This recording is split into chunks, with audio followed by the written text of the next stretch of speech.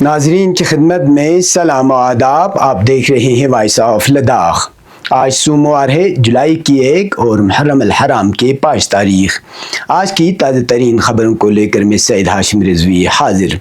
ناظرین سے گزارش ہے کہ تازہ ترین خبروں اور حالات و واقعات سے باخبر رہنے کے لیے ہمارے چینل کو سبسکرائب کریں اور خبریں آخر تک ضرور دیکھیں.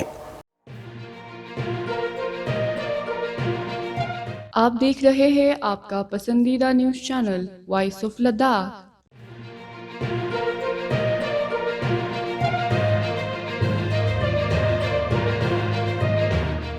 Lieutenant governor U T Ladakh doctor B D Mishra کی صدارت میں وائلڈ لائف بورڈ کی 12ویں میٹنگ کا انعقاد کیا گیا، جس میں wildlife institute of India کی جانب سے پیش کردہ کراکرم، نوبرا شوک اور چانتھنگ وائلڈ لائف سینچوریز کی حد بندی سے متعلق رپورٹ کو منظوری دی گئی.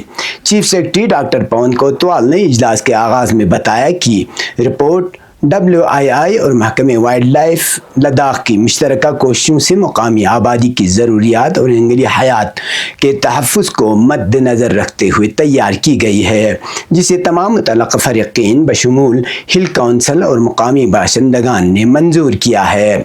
WII کے ماہرین بلال حبیب نے پریزنٹیشن میں وضاحت کی کہ نئی حد بندیاں ماحولیاتی تنوع، مقامی ضروریات اور ثقافتی اہمیت کے مطابق طے کی گئی ہیں. نئی حد بندی کے بعد کراکرم وائلڈ لائف سینچوریز کا رقبہ 16,550 مربع کلومیٹر اور چانتھا سینچوریز کا رقبہ 9,695 مربع کلومیٹر مقرر کیا گیا ہے. اجلاس میں ارکان نے مختلف امور پر تبادلہ خیال کیا گیا، جن میں آبی پرندوں کے لیے دلدلی علاقوں کا تحفظ اور عدالت عالیہ کے 2018 کے فیصلے پر عمل درآمد شامل تھا. اجلاس کے اختتام پر لیفٹیننٹ گورنر نے رپورٹ کی منظوری دیتے ہوئے چیف سیکرٹری کو ہدایت دی کہ ارکان کے تمام تحفظات و تجاویز کو شامل کر کے ضروری اقدامات کیے جائیں. اجلاس میں لیہ اور کرگل کے ہل کونسل چیئرمین، پولیس سربراہ، وائلڈ لائف ماہرین اور دیگر متعلقہ اداروں کے نمائندوں نے شرکت کی.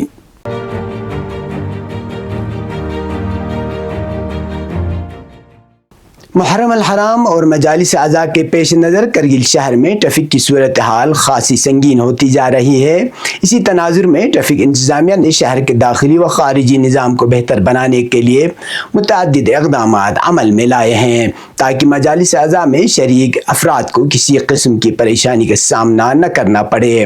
محرم سے قبل ضلع انتظامیہ کی جانب سے ایک اہم اجلاس منعقد کیا گیا، جس میں یہ فیصلہ لیا گیا کہ عزاداری کے دوران ٹریفک کو منظم رکھنے کے لیے مؤثر اقدامات کیے جائیں گے. اس فیصلے کے تحت شہر کے بس، ٹرک اور ٹاٹا موبائل اسٹینڈ کو خالی کرایا گیا، تاکہ چھوٹی گاڑیوں کو پارکنگ کی مناسب سہولیات فراہم کی جا سکے اور مرکزی بازار میں گاڑیوں کی آمد رفت محدود کی جا سکے. ٹریفک حکام نے عوام الناس سے اپیل کی ہے کہ وہ ٹریفک قوانین کی پاسداری کرتے ہوئے مکمل تعاون فراہم کریں، تاکہ عزاداروں کو کسی قسم کی رکاوٹ یا دشواری پیش نہ آئے. دوسری جانب منی بس سروس کو بس اسٹینڈ میں داخلے سے روکنے پر شہریوں اور ڈرائیوروں کی جانب سے خدشات اور تحفظات کا اظہار کیا گیا ہے.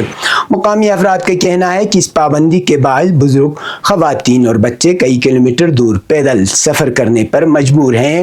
مزید یہ کہ اگر وہ چھوٹی گاڑیوں کا استعمال کریں تو ان سے بھاری کرایہ وصول کیا جا رہا ہے، جس سے معاشی طور پر کمزور طبقہ بری طرح متاثر ہو رہا ہے.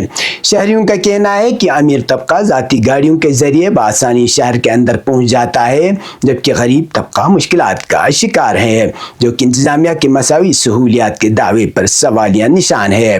ٹریفک نظام کے حوالے سے مزید تفصیلات جاننے کے لیے ہمارے نمائندے نے ٹریفک انسپکٹر نثار علی سے خصوصی گفتگو کی. آپ بھی ملاحظہ فرمائیں. اعوذ باللہ من الشیطان اللعین الرجیم، بسم اللہ الرحمن الرحیم.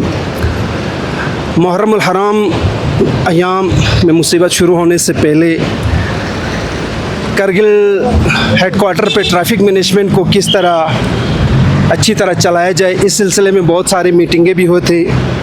اس سلسلے میں محرم الحرام کی 2 تاریخ کو ڈپٹی کمشنر کارگل کے سربراہی میں کانفرنس ہال برو میں ایک ڈیٹیل سطح پر ایک میٹنگ لی گئی. جس میں یہ ایکسپیکٹڈ کر رہا تھا ڈسٹرکٹ ایڈمنسٹریشن, ڈسٹرکٹ پولیس اور ٹریفک پولیس کی, جیسے ہی محرم الحرام شروع ہوتا ہے تو ہر سال کی طرح ٹریفک کا جو فلو بڑھ جاتا ہے. اس سلسلے میں پہلے کیا ہوتا تھا کہ سویرے 8:30 سے لے کر 10:30 بجے تک جو ٹریفک کا flow normal routine peak hours, اور شام کو 3 بجے سے لے کر 6:30 اور 7 بجے تک, یہ بیچ میں جو ٹریفک کا سلسلہ ٹاؤن ایریا میں بہت اس کا کنجیشن سب کچھ دیکھنا پڑتا, ریگولیشن بھی, پھر بیچ میں ہمیں انفورسمنٹ بھی کرنا پڑتا. جب سے محرم الحرام شروع ہوا تو یہ ٹائمنگ بھی تھوڑا بڑھ گئی ٹریفک فلو. اب 10:30 سے ہمیں کوئی 11 سوا 11 کے آس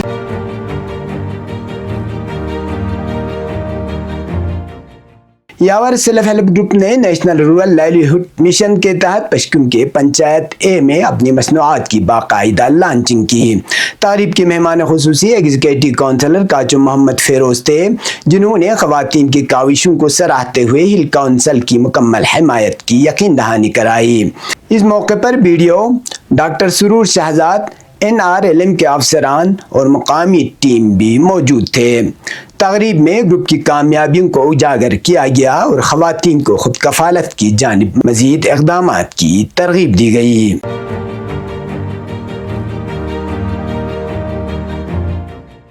union home secretary Govind Mohan نے لداخ کے 2 روزہ دورے کے دوران chief secretary doctor Pawan Kotwal اور دیگر اعلیٰ افسران کے ساتھ جائزہ میٹنگ کی صدارت کی. اجلاس میں بھرتیوں, اراضی اصلاحات, بنیادی ڈھانچے, سیاحت کے فروغ اور فوجی کنیکٹیویٹی سے متعلق امور پر تفصیلی تبادلے خیال کیا گیا. ہوم سیکرٹری نے سردیوں کی سیاحت کو معیشت کی بہتری کے لیے اہم قرار دیتے ہوئے 4G سیچوریشن پروجیکٹ کو تیز کرنے کی ہدایت دی. اب پیش ہے قومی اور بین الاقوامی خبریں.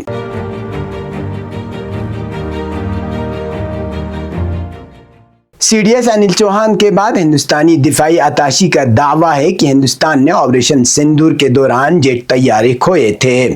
انڈونیشیا میں ہندوستان کی دفاعی اتاشی کیپٹن شیو کمار نے کہا کہ ہندوستانی فضائیہ نے 7 مئی 2025 کی رات کو آپریشن سندور کے دوران پاکستان سے لڑاکا طیارے کھو دیے اور یہ صرف سیاسی قیادت کی طرف سے دی گئی رکاوٹ کی وجہ سے ہوا, جس میں پاکستان کے فضائی دفاع پر حملہ نہیں کرنے کی ہدایت تھی. آپریشن سندور کے ابتدائی مرحلے کے دوران طیاروں کے نقصان کی یہ دوسری اعلیٰ فوجی تصدیق ہے.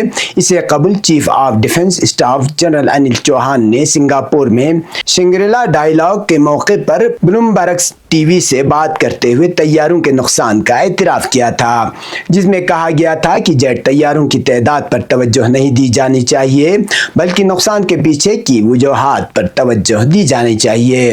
کانگریس نے انڈونیشیا میں ہندوستان کے دفاعی اتاشی کے تبصروں کا حوالہ دیتے ہوئے کہا کہ ہندوستانی فضائیہ نے آپریشن سندور کے دوران پاکستان سے لڑاکا طیارے کھوئے اور حکومت پر الزام لگایا کہ وہ ملک کو گمراہ کر رہی ہے.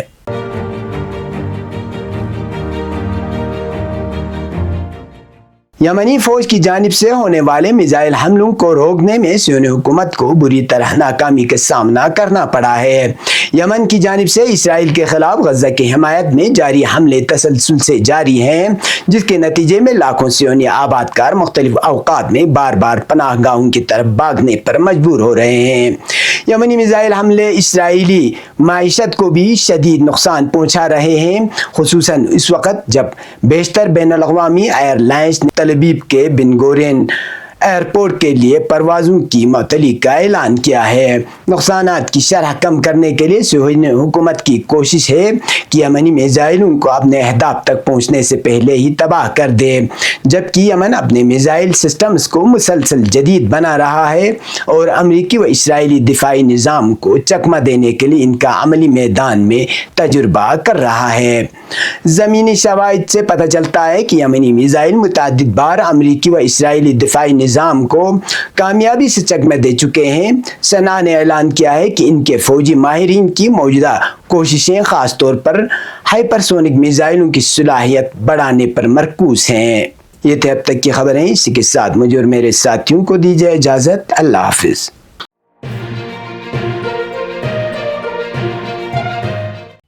مقامی، قومی اور بین الاقوامی خبروں سے باخبر رہنے کے لیے چینل کو لائک، شیئر اور سبسکرائب کریں ساتھ ہی بیل آئیکن دبانا نہ بھولیں۔